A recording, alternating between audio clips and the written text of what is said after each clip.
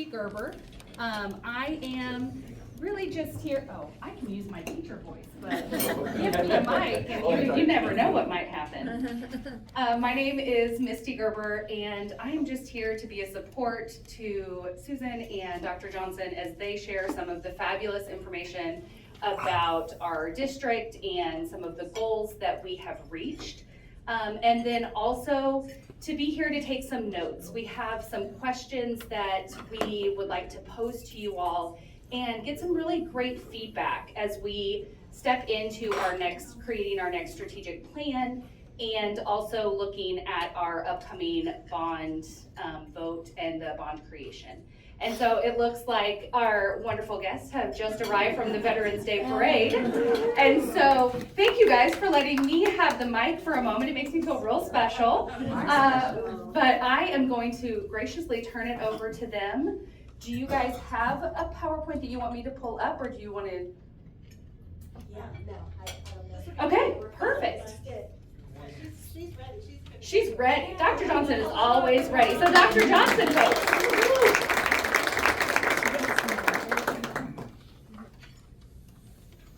Thank you so much, Dr. Gerber.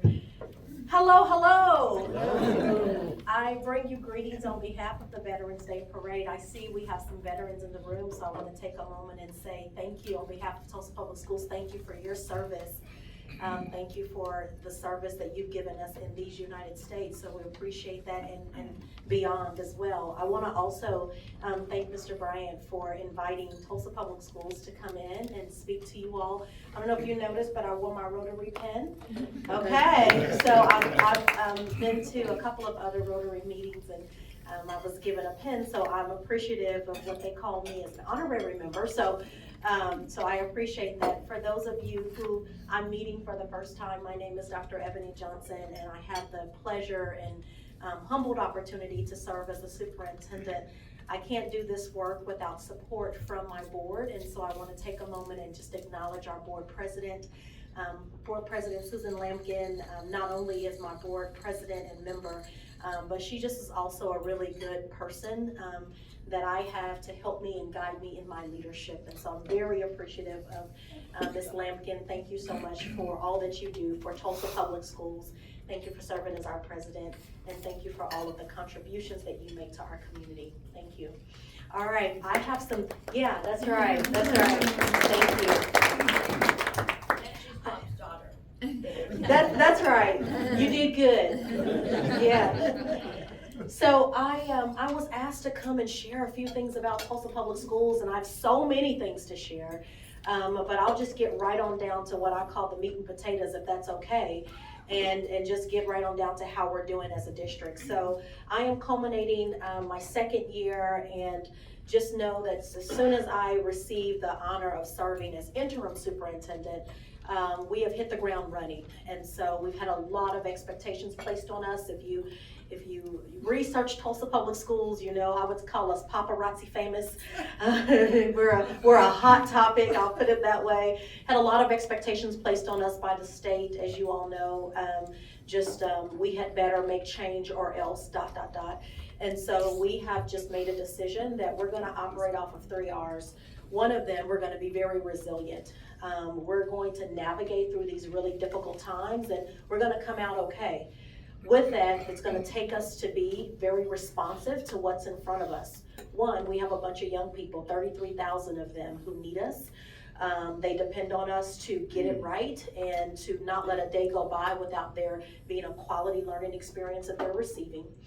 In addition to that, we knew that we had to be results oriented. And so I actually happen to have a degree that, my doctoral degree centered around me doing a bunch of interviews and really learning the qualitative world of what it means to be a person who's resilient. But, at the end of the day, people want to know, are you moving the needle in the numbers? And so very glad that Tulsa Public Schools has been responsive, and we are being results oriented. So much so, I stand before you to say that this same time last year, we had about 123 vacancies. As of this morning, we're sitting at about 22 vacancies with teachers. And so I'm super proud of that data point. A lot of hard work that's gone into both recruitment of teachers, because that's a really hard thing to do right now, and then retaining those educators, just convincing them that like this is the right profession for you. We need you. Our students depend on you. This is a great place to be.